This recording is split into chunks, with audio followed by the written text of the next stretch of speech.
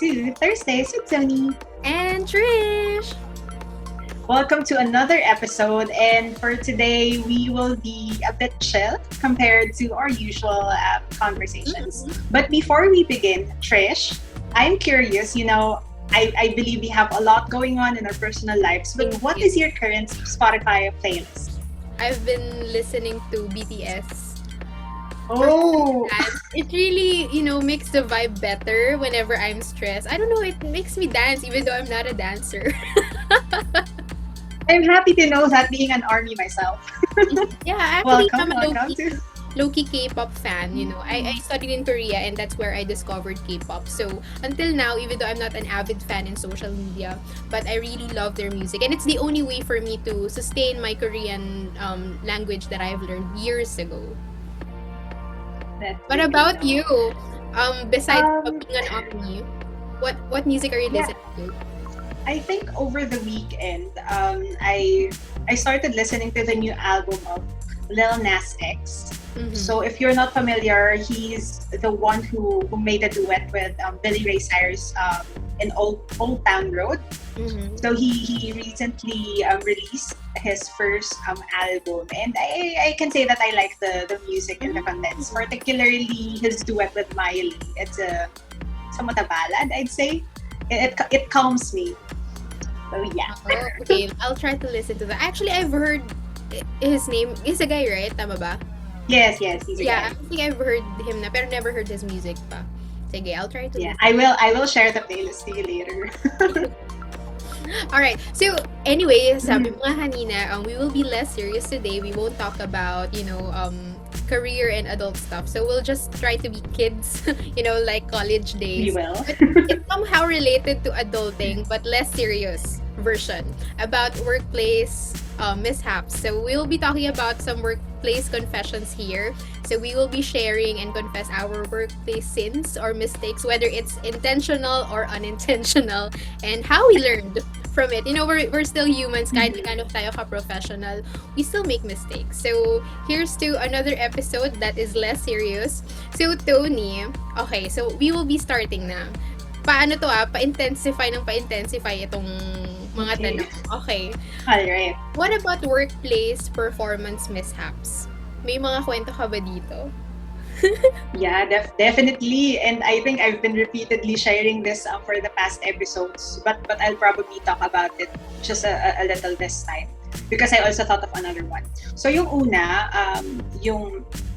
kasi I guess whenever you join an organization that is fast-paced and has a lot of processes, and you're a newbie when it comes to that environment, the tendency is to really initially get info overload. And when you get to a time when you're really doing the job on your own, even if you have your work instructions open, there will be times when you overlook things or you get confused, and you get intimidated to ask already because your focus is to just finish the task at hand. So contributing a lot to the team's data quality errors is not something I am proud of, but definitely proud of the learnings from it. And then another one, more recent, I think this was last year. So we're in a pandemic, we started adjusting to the work from home setup, and we interact with our teammates virtually. It's also challenging, right? Especially if you're trying to clarify a process. And it appears that I was probably preoccupied and I was very confident in doing a particular thing without realizing that I forgot to do a crucial step in that process. And it actually resulted to another set of data quality errors. And being tenured in the job during that moment, it's not something that you would really expect or you would really like for you to experience. But then again, as you say, we're only humans, and we can only learn from committing mistakes every now and then. Ikaw ba? Are there any interesting performance mishaps that you had? Alam mo naman ako, Tony, ang dami kong mga epic fails sa life. Minsan dahil sa kasabawan ko, or talagang clumsy lang talaga ako. For me, yung workplace mishaps, hindi siya talaga, I wasn't really performing that time, but I was supposed to attend an important meeting kasi sourcing ako dito. Tapos, we were planning to meet parang someone from Job Street. Ang sakit na ng tiyan ko nito. So, sabi ko sa office mate ko na, CR muna ako. Kasi after lunch yun, so alam mo naman, pag bagong kain, ganyan. Tapos, di ang sakit na ng tiyan ko, no? Tapos mamaya, biglang dumidilim. Yung parang nag-click yung lights, parang on and off. Tapos, biglang gumagalaw yung mga doors. So, akala ko may multo. Syempre, nakaupo ako doon. Hindi ko alam yung gagawin ko. Tapos, biglang tumigil. Ganyan-ganyan. Sabi ko, bakit parang nag-umuugong? Ganyan. So, syempre, ako naman, syempre, di ako pwedeng tatayo agad. Syempre, biday muna before anything else. Tapos, only to find out, paglabas ko, wala ng tao. Yung pala kasi, nagka-earthquake. Tapos, oh my God! sa CR, I missed the meeting. Tapos, syempre, hinahanap ako nung boss ko. So, medyo na-disappoint siya doon kasi nga, syempre, pag earthquake ko, dapat labas kayo lahat. Syempre, hindi ko naman po kasalanan. Sumakit yung tiyan ko ng wrong timing. So, ayun. So, yun yung aking workplace, mishaps. Pero, so it's just a drill? Hindi siya drill. Kumbaga, it's a real thing. A real thing. Kasi okay. So, parang syempre, nag-alala yung boss ko. Do you think this is an earthquake? Hindi po, sumakit lang po talaga yung tiyan ko. Oh my God. Pero do you consider that as your like most epic workplace kasi experience? Kasi tao nasa labas. Tapos parang ako ata yung huling lumabas from the building. Syempre, pag nasa labas, tinginan sila sa'yo. Ba't ka nahuli? Diba? So parang, oh my God, I'm so sorry. Ito naman, sa workplace absences and tardiness. Meron ka ba or talagang sadyang honest ka lang kapag nalilate ka or ma-absent ka, ganyan? Good girl ka ba talaga? Nako, I don't know if you've already learned this from college. I'm not the best in attendance ever since. Ano ba? Hindi ko na matanda. I'm not. I really am not. And, I don't have any excuses for the occasional times that I get late. Pero not the late na, naman. My late naman is usually, a few minutes. Yung mga within the grace period kind of late. Ganun. I don't know if, the thing is, maaga naman akong gumigising. Maaga naman ako nagpe-prepare. I just don't know why. Probably I lack the drive sometimes. You sometimes feel like you're dragging yourself to work and all. I often often ang pangit. I'm always on. More often than not. No, hindi pa rin eh. Hindi. I tell naman my boss, if, for example, I'm not mentally okay on a particular day, ganyan. But there was probably an absence or two that I somewhat made a white lie on why I will, take half day or, on what I will really be doing. But, that's one for the books. Ikaw ba, have you always been honest whenever, you're gonna take a day off or be on sick leave? Actually, alam mo, kapag malilate ako, absences, I cannot say that I've been 100% honest. Pero sa late, there was this time na, ito pre-pandemic to may time na na-late na talaga ako because of parking. Kasi yung shift ko that time is 9 p.m. Start siya ng 9 p.m. 8:45, nakapila pa rin ako sa parking tapos sobrang haba. So, no choice talaga ako kundi magsabi sa boss ko na pwede po bang slide shift na lang. So, from 9 to 6, magiging 9:30 to 6:30. Around 9:01, I already found my parking slot. So, meron na. Nakapag-park na ako. Syempre, dahil nga nasabi na niya sa akin na okay sa slide shift, ganyan. Dumaan na muna ako sa Starbucks. Tapos, bumili ako ng iced coffee. So, nung na-late ako, walking pretty na muna ako sa office. Pero dahil nga, late ka na rin lang, you might as well buy yourself some iced coffee. So, pumasok ako ng makeup shala. Hindi naman ako. But I think that's common. Oo, di ko slide shift ka na rin lang. Di maximize mo na yung remaining 29 minutes. So, ayun yung sa akin sa tardiness. Ikaw ba, sa absences, yun na rin ba or meron pa? Absences? Pre-pandemic, as much as I can tolerate a slight headache, I will. Kasi, parang sayang din kasi yung leave credit eh. I mean, unless you really feel that, your body needs rest, then you do rest. But I guess there were instances pre-pandemic when I was on sick leave, pero kasi it was because I was not mentally okay. And during that time, we were not yet encouraged to use our sick leave credits for mental health day leaves. Kasi when pandemic started, in fairness to my employer, they encourage people that you can also make use of your sick leave credits if you're mentally not okay, right? Because you need to rest your mind. Ayun. Ako rin naman pre-pandemic, ako madalas nag-ESL. Kasi nitong work from home na, kahit na medyo moderate yung sakit ng ulo mo since nasa bahay ka, I still try to do my best to work. Pero ito yung pre-pandemic, work ko to sa SG, dysmenorrhea. Pero alam ko naman, yung level ng dysmenorrhea ko was tolerable.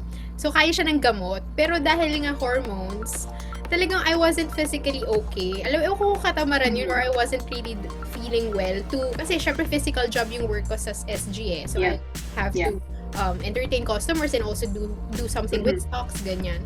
So, sinabi ko lang talaga sa boss ko na dysmenorrhea, although alam ko namang more on katamaran yun. So, ayun, nakalusot naman.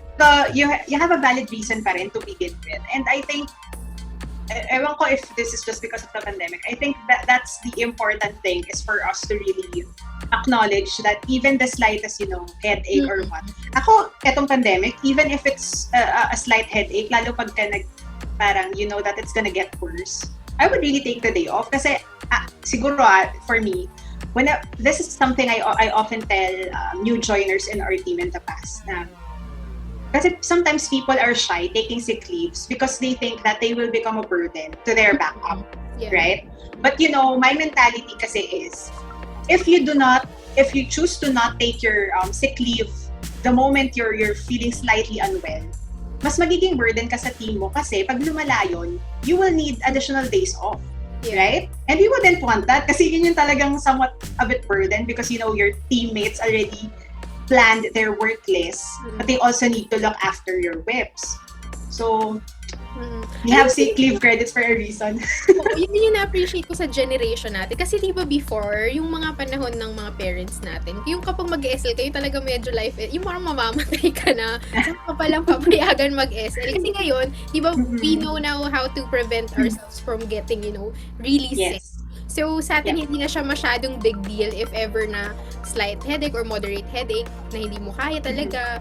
Hindi sa atin pinapafeel ng boss natin na we should be guilty for not going to work even if you're not mentally okay. Noon, di naman uso yung, I wasn't mentally okay. Talagang kayod lang sila sa, talagang super lala na ng sakit. So, somehow, I appreciate this generation for not romanticizing hard work talaga.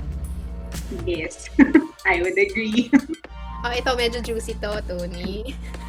Workplace romance. Or sige, if hindi romance, at least fling.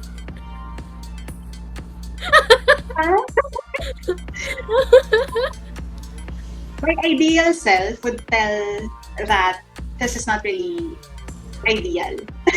Because, of course, there will be an advantage because you get to see the person every day, right? Especially if, Inspiration. However, it can be a disadvantage in a sense that, when you have lovers quarrel, you can't avoid but, bring it to the workplace and people can notice, regardless if you're dating discreetly or not. People will be able to notice unless you're really good at acting. But, did you have any? Wait lang. Kakweto ba? Sige na nga. Sige, hindi ko na ipuput into details kasi honestly, sure, of course. Ng workplace romance. Pero fling, masasabi kong meron. Hello, ma'am. Baka naririnig mo to. Pero anyway, alam naman niya siguro to. Honestly, ever since naman na I graduated, alam ko talaga na I'm not a fan of flings. Because this happened during my internship. Okay. So, pero honestly kasi ngayon, pag na-realize ko siya na parang once you put yourself there, na nasa workplace yung love life mo, you're setting a thin line between work and personal things. Kaya ayoko lang talaga na to be in a relationship because I've learned this lesson. So, single naman siya, It's just that naapektuhan talaga yung work namin kasi bababa siya from his floor. Mas bababa kasi yung floor ko para lang mag-say hi. Eh, syempre ako, I was entertaining candidates back then. So, syempre bata pa ako, I was just 19. So, feeling ko, pag dumadaan siya, ang sweet-sweet, ganyan-ganyan. Pero parang na-realize ko na parang after years na nag-work na ako, tapos nakakita ko ng ganong intern. Parang landi naman itong intern na to. Sa realize ko rin naman noon. Meron din akong fair share ng ganon. So, ayun, yun lang naman yung naging workplace fling ko. Pero ever since that, hindi. Kahit na gano'n ka-cute yung mga ka-work ko nung nag-work na talaga ako after my internship, after I graduated, hindi na talaga. Mabait tayo eh. I think ang common kasi, yung most common would be office crushes, right? Yeah. I mean, it's very it's very risky deciding to date someone from work, diba? Pero for office crushes, yun talaga, I think, of course, I have plenty, I have and I have had. Kasi, they inspire you. Well, if you use them as your inspiration, of course. Especially, when you get to converse with them probably about consultations on their expertise in the processes. Mga ganon, tiny inspiration. Siyempre sabi mo, may mga crush, ganyan. Meron ka bang naging crush na parang mo almost nagustuhan mo na talaga sila? Yung na ganun ka bang moment? I think so. Oh. I think so, yes. Oo, here and there, of course naman. Girl, we've been single for how many years now? I would lie if I said no. We have eyes. We see around. Charot. Yeah. Ako naman, personally, as I grow old, when you talk about, the physical attributes of someone, yun talaga, if you ask me what I find attractive physically, I would really give you celebrity names that are, generally known as physically attractive. Pero personally kasi, as I grow old, practical na ako. You don't, like what we've talked about in the previous episode, you don't like someone basically just because of their physical attributes, right? Ako personally, what attracts me the most is yung intellectual kausap. Or basically someone na sociable. Plainly sociable yun. I mean, of course, bonus if the person is physically attractive, no? We wouldn't lie about that. But mainly, someone that is a good conversationalist. Yun yung pinaka-attractive for me. Ikaw ba? Sa mga office crushes, ano yung mga mo? May mabango. Sa office. Kasi alam mo sa totoo. Yeah, but that's true. It's becoming so rare for guys these days to really look so extra groomed. Yung parang yung iba di na nag-shave. Although, kanya-kanya naman yan. Pero I really appreciate those who really take hygiene seriously. Yung talagang sila, parang naka-baby powder, tapos fresh yung damit niya. Yung parang binabad sa downy ng isang oras. Yung mga ganun. Ewan ko, kasi siguro gusto ko lang talaga ng taong mukhang mabango. Parang whenever I see that person, parang gumagaan yung workload ko kahit na sobrang dami ko ng hire, parang gano'n. So yun yung mga usual typical na nagiging crush ko sa office, yung mga mukhang mababango talaga. Tsaka mababango naman talaga sila kasi naamoy ka sa elevator. Delikado ka palang makasama sa elevator. Makasampang amoy ko. Ito madalas itong gawain, Tony. Okay. I don't know what's so gratifying about this, but what about workplace gossips? Syempre, marami kayong girls sa office, diba? Ano yung mga mo dito? Siguro, sige, I'd speak with my current organization in mind because this is my longest stint. We don't usually gossip about people in the... I mean, I'd lie if I would say na totally no, we don't. But every here and there. Pero whenever we gossip, it's usually about celebrities, like in a fun way. For example, if we finished our huddle immediately, and we have time for any other business, then parang somewhat an icebreaker when you feel like people are stressed or people are not yet composed. I would often, open the floor na, uy, alam nyo ba si ganito at si ganyan, magjowa na pala. Something like that kind of gossip. And my team most members in my team are fans of BTS. So, we often talk about BTS. Mga ganong kind of gossips. Sa inyo ba? Sa BPO? Uso din yan, syempre, BPO pa. Yung mga chika-chika about celebrities. Pero minsan, meron din sa mga taga-office. Hindi mo maiiwasan yung mga ganon. Lalo na introvert ako, syempre active listener. So, minsan napupunta yung pagiging active listener ko sa chismisan, ganyan. I know it's a sin and we should, but we should not be doing that. Pero I would sound hypocrite naman if I tell you na never akong nakisawsaw sa mga chismis sa office. Diba? Pero ako naman yung tipo ng tao na hindi nang judge. Yung nakikinig lang ako. Of course. Oo, I will really just make a conclusion kapag na-confirm ko na, ganito pa talaga yung ugali yun kasi I encountered that person personally. Yes. Pero yung dahil Exactly. natin, ni ganito, ganyan, baka kasi biased yung ano niya. So, ako naman yung tipo na tao na hindi nang judge kahit na chumichismis. So, ayun. Mabait pa rin naman me. Kasi ayoko rin ang gagawin sa akin yun eh. Diba? Oo. Exactly. And I think, especially if the gossip or kung ano man tawag, grapevine, especially if it's about an information that is relevant to you, it's really good that you know na okay, you're receiving the information. Thank you. I mean, thank you for the source of information. But you know deep inside that you would still wait for the person concerned to tell you directly. Yeah, true. Diba? Para you're sure that the information is actually true. Tsaka maraming namamatay sa maling akala. So, let's not fall into that trap. Diba?